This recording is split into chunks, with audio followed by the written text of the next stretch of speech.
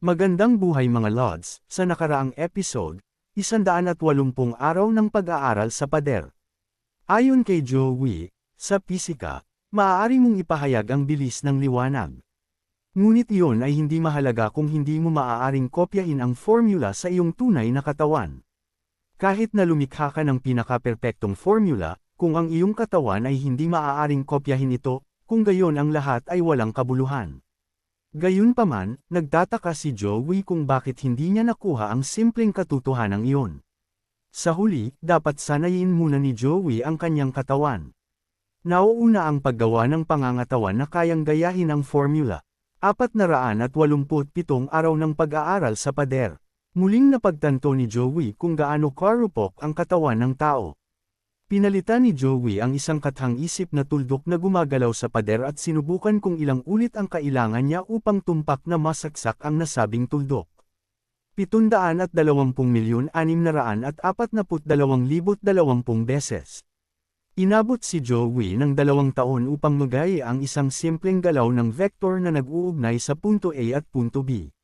Gayunpaman, napapaisip si Joey kung posible nga bang magaya ang mga pormulang iyon gamit ang di-perpektong katawan ng isang tao. Ayon pa kay Joey, hindi iyon isang bagay na maaaring makamit sa pamamagitan lamang ng simpleng pisikal na pagsasanay. Kaya kailangan ni Joey ng ibang paraan. Sa pagkakataong ito, lubos na namangha si Joey. Gayunpaman, napapaisip siya kung tao nga ba talaga ang lalaking iyon. Samantala, lumipas ang ilang taon, 4,685 araw ng pag-aaral sa pader. Napagtanto ni Joey na ang pagtatapon ng mga elementong hindi maipahayag sa pamamagitan ng pisika ay napakatanga. May dahilan kung bakit umiral ang mga landas at budismo. Ito ay dahil sa pamamagitan lamang ng pisikal na pagsasanay, hindi ka maaaring magkaroon ng ganap na kontrol sa iyong katawan. Nakakatawa na ang tanging paraan lamang upang pahintulutan ang iyong katawan na maging makapangyarihan sa lahat ay ang pagsasanay ng isip. Mula sa malaimpyernong mundong iyon ng mga biswalisasyon, nagawa ni Joey na obserbahan ang kanyang panloob na sarili ng payapa. Sa loob ng isip ni Joey, nagawa niyang hatiin ang kanyang sarili sa mas maliit pa kaysa sa mga atoms. O gawing mas malaki ang sarili kaysa sa mismong universe. At sa loob ng kanyang imahinasyon, ang lahat ng paggalaw ng mga tuldok, linya, at gilid ay maaaring kopyahin hanggang sa matapos. Hindi alam ni Joey kung kailan niya napagtanto na ang hangganan sa pagitan ng mundo ng imahinasyon at ng tunay na buhay ay tuluyan ng nabasag. Dahil kahit hindi siya humihinga o kumakain, hindi siya namamatay. 6,932 araw ng pag-aaral sa pader. Ang pisikal na katawan ni Joey ay may kakayahan na ngayong kopyahin at isagawa ng perpekto ang lahat ng mga formula. Ngunit ayon kay Joey, hindi pa rin sapat ang paglalarawang iyon. Nakikita ni Joey ang pinakadawa ng bawat pangyayari, katulad ni Neo mula sa The Matrix. Ang mga batas ng inang kalikasan ay tuluyan ng naging bahagi ng kanyang buong kakayahan. Samantala, napapaisip si Joey kung matatawag ba niya ang kanyang sarili na tao.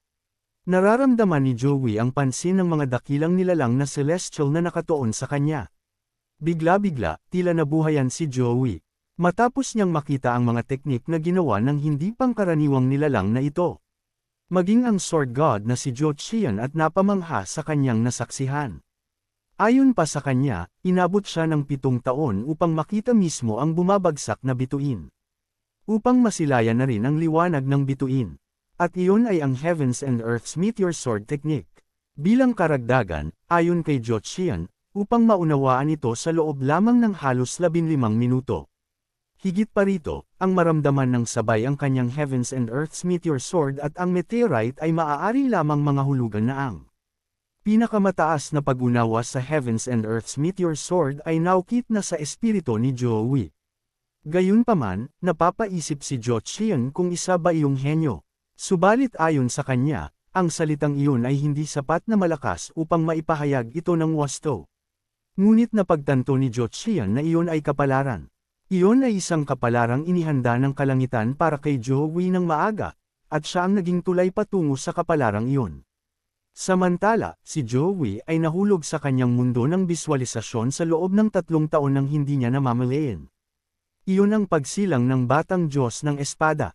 Sa kabilang dako, sa bayan ng Hefei, makikita natin si Kun Joksan, ang may-ari ng Kungajiang. Sa puntong ito, habang dinadala ng lalaking ito ang karwaheng ito patungo kay Kun Joksan. Nagalit si Kun Joksan habang sinasabihan ng lalaki na mag-ingat sa kanyang ginagawa. Tinanong pa niya ang lalaking ito kung alam ba nito kung magkano ang halaga ng karwaheng Celestial Cloud. Pagkatapos, sinabihan niya ito na tretuhin yun ng mas maingat. Sa isang iglap, sinabi ng lalaking ito kay Kun Joksan na siya na ang hahawak sa renda. Ngunit pinagalitan lamang siya ni Kun Joksan at inutusan siyang manahimik. At pagkatapos nun, si Kun Joksan na ang nagmaneho sa kanyang karwahe. Samantala, ayon kay Kun Joksan, dahil nabili na niya ang karwaheng iyon, maaari na siyang magtungo sa Jiehe Hotel. Gayunpaman, biglang napatigil si Kun Joksan. Matapos niyang makita ang Holy Joke Clans Hall. Magandang hapon, maligayang pagdating sa bulwagan ng angkan ng Diyo. Maaari ko bang kunin ang inyong order? Sambit ng babaeng ito. Kaya naman, agad na nag-order si Kun Joksan ng 6 na patong na meat patties at nakakapreskong itim na tubig. Masaya namang sinabi ng babaeng ito kay Kun Joksan na naiintindihan niya. Pagkatapos ay sinabihan niya ito na maghintay sandali. Sa isip ni Kun Joksan, natutuwa siya na nakarating siya sa Hefei. Ginoo, ito na ang iyong order. Ito ay nagkakahalaga ng 79 na bakal na barya. Wika pa ng babaeng ito. Agad namang binayaran ni Kun Joksan ang babae ng isang silver coin sa halip na 79 na bakal na barya. Dahil ayon sa kanya, sa ilang kadahilanan, pakiramdam niya ay parang siya pa ang nakikinabang dito. Samantala, agad na tinikman ni Kun Joksan ang 6 na patong na meat patties. At ang nakakapreskong itim na tubig. At bilang resulta, talagang napadighay sa sarap si Kun Joksan. Talagang napakasarap ng lasa, at hindi man lang ito nagkakahalaga ng kahit isang pilak na barya. Napakamura, sambit ni Kun Joksan. Pagkatapos nun, busog at masayang umalis si Kun Joksan sa lugar. Makalipas ang ilang minuto, sa Jiehe Hotel, labis na nagulantang si Kun Joksan nang makita niya ang pumipilang mga tao papasok sa Jiehe Hotel. Sa kasalukuyang panahon, sa parehong lugar, biglang napatulala si Kun Joksan. Matapos niyang makita ang isang heavenly carriages. Ayon sa kanya, napakabihira ng mga karwaheng iyon, 3 o 4 lamang ang nagagawa bawat taon. Sa kabilang banda naman, agad na binati ng lalaking ito na nagngangalang Li Xiaolong si Somun at sinabi sa kanya na sila ang mag-e-escort sa kanya ng komportable sa araw na iyon. Kaagad, tinanong ni Somun si Li Xiaolong kung kumusta ang tubig sa araw na iyon. Huwag kang mag-alala, maganda ang tubig, sagot naman ni Li Xiaolong. Samantala, ayon kay Kun Joksan, ang pangalan ni Li Xiaolong ay parang mahusay siyang makipaglaban. Ako na ang mag-e-escort sa inyo, Ginoo. Ako si Hong Jiumbo, Ginoo. Sa anumang pagkakataon, mayroon ba kayong nakatakdang ugnayan o kapalarang koneksyon? Wika pa ng lalaking ito na nagngangalang Hong Jiumbo. Ngunit tila naguluhan si Kun Joksan sa sinabi ng lalaki. Kaya naman tinanong siya ni Hong Jiumbo kung first time ba niya doon. Pagkatapos ay ipinaliwanag ni Hong Jiumbo na tinatawag silang mga tagapamagitan na mag-uugnay sa kanya sa magagandang babae at magtatatag ng mga koneksyon. Ngayong umabot na sa ganito, bakit hindi mo ako bigyan ng pagkakataon, Ginoo? Maaari mo akong pagkatiwalaan at sumama sa akin, Ginoo. Wika pa ni Hong Jiumbo. Pagkatapos nun, inutusan ni Hong Jiumbo ang lalaking ito na pag-ingatan ng husto ang heavenly horse carriage ng kanilang panauhin. Agad namang sumang-ayon ang lalaking ito sa utos ni Hong Jiumbo. Samantala, biglang nakarinig si Kun Joksan ng isang taong nagrereklamo kung bakit pwede yung gawin ni Sangpil at hindi siya. Napaisip si Kun Joksan kung iyon ba ang naririnig niya, ang tinanggihang pagpasok sa pinagsamang bahay panuluyan o joint guest house. Ang insidenteng iyon, kung saan maging ang batang Panginoon ng pamilyang Paeng ng Hebei, si Paenggak, ay tinanggihan na makapasok. Sa kabilang panig, sinabihan ng lalaking ito na nagngangalang Junggu ang lalaking ito na bumalik na lang sa susunod. Subalit, galit na galit ang lalaking ito. Tinawag pa niyang bastardo si Junggu. At pagkatapos ay tinanong ito kung ilang taon na siya. Bilang resulta, lumabas din ang tunay na kulay ni Junggu at sinabihan ang lalaki na hindi niya pwedeng gawin iyon doon. Bilang karagdagan, Sinabihan din niya ito na kung lasing na siya, umuwi na siya ng matiwasay bago pa siya mamatay, o kung gusto niya ba talagang mamatay. Sa hindi inaasahang, biglang dumating sa lugar ang lalaking ito na nagngangalang Zhang Yilong at agad na tinanong si Junggu kung ano ang nangyayari doon. Agad namang sinabi ni Junggu kay Zhang Yilong na wala lang iyon at hindi na niya kailangang isipin pa iyon. Samantala, ayon kay Kun Joksan, si Zhang Yilong ay napakalaking tao. Na-promote ako bilang manager kahapon lang, alam mo ba yon? Maganda pa ang mood ko, kaya umuwi ka na habang maayos ko pa itong sinasabi. Wika ni Zhang Yilong. Dahil doon, agad na kumari pa ng takbo ang lasinggang ito dahil sa takot. Sa puntong ito, ipinahayag ni Zhang Yilong sa lahat na tapos na ang Yushi. Hindi na sila maaaring tumanggap ng mga customer ng libre. Sa kabilang panig, tinanong ni Kun Joksan si Hong Jiumbo kung ang ibig sabihin ba noon ay libre ito kung dumating siya bago ang Yushi. Agad namang sumagot si Hong Jiumbo at sinabi kay Kun Joksan na hindi yun naaangkop sa mga lalaking bisita. Kaya naman tinanong ulit siya ni Kun Joksan kung para lang ba iyon sa mga kababaihan. Oo, tama iyan Ginoo. Merienda at 3 bote ng alak na bigas ay libre para sa 2 minutes kung sila ay dumating bago Jinshi, Ginoo. Sagot naman ni Hong Jiumbo. Sa puntong ito, biglang tinawag ni Zhang Yilong si Jiumbo. Pagkatapos ay tinanong niya ito kung si Kun Joksan ba ay medyo malabo. Gayunpaman, sinabi sa kanya ni Jiumbo na dumating si Kun Joksan doon gamit ang isang heavenly carriage o makalangit na karwahe. Bilang resulta, nabuhayan si Zhang Yilong sa sinabi ni Jiumbo. At kaagad, inutusan niya ito. Napapasukin si Kun Joksan. Sa pagkakataong ito, habang nagsasaya ang lahat, tinanong ni Jiumbo si Joksan kung dapat ba niya itong ihatid patungo sa mahalagang pag-ibig o precious love room. Dagdag pa ni Jiumbo, upang maging kapansin-pansin si Joksan sa mga babae, dapat man lang ay makuha niya ang precious love room. Gayunpaman, sinabi lamang ni Joksan na dahil ito ang unang pagkakataon niya roon, kukuha lang siya ng mesa at maglilibot. Ngunit sinabi ni Jiumbo sa kanya na ang mga presyo para sa mga mesa ay nagkakaiba-iba rin. Kung mas malapit si Joksan sa entablado ng sayaw doon, mas magiging mahal. Ito, kaya naman tinanong ni Jiumbo si Joksan kung gusto ba niyang dalhin niya siya doon. Agad namang sumang-ayon si Joksan kay Jiumbo. Sa sandaling ito, tinanong ni Jiumbo si Joksan kung anong inumin ang gusto niya. Agad namang sumagot si Joksan at sinabi na gusto niya ng rice wine. Sobra na ang biro mo, Ginoo. Sa tingin mo ba ay makakatulong ang pag-inom ng rice wine sa pakikipaglapit sa mga babae? Kung uupo ka sa pinakamahusay na mesa, dapat ay may 2 bote ka ng nagyayalong winter liquor, Ginoo. Wika pa ni Kiembo. Subalit tila nababahala si Joksan dahil nagkakahalaga ito ng 20 niyang silver tokens bawat bote. Sa hindi inaasahan, biglang sumigaw ang lalaking ito at sinabi na ang kanilang young master na si Somon ay umorder ng snowflake wine. Pagkatapos ay sinabi niya na lakasan pa ang tugtog. Kaagad, inihatid ng mga magagandang binibining ito ang order ni Somon na snowflake wine. Kaya naman, napatanong si Joksan kung sino ba sa mundo ang lalaking iyon. Nasilbihan na si Young Master Somo ng snowflake wine, ano ang ginagawa ninyo? Sambit ng binibining nasa kaliwa. Dagdag pa rito, sinabi rin ng binibining nasa kanan na napaka-cool ng kanilang opa. Kasunod nito, sumulyap si Somon kay Joksan na para bang nang aasar ito. Bilang resulta, talagang naasar si Joksan at tinawag ba niyang bastardo si Somon. Ang nakakagulat, biglang sumigaw si Joksan at sinabing, 1 bote ng snowflake wine.